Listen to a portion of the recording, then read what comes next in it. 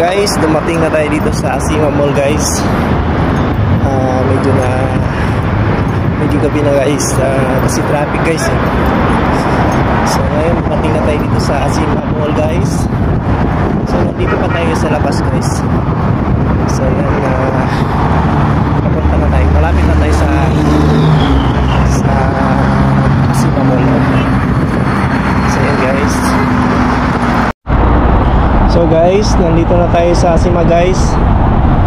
So dyan tayo papasok guys. Yan yung entrance guys.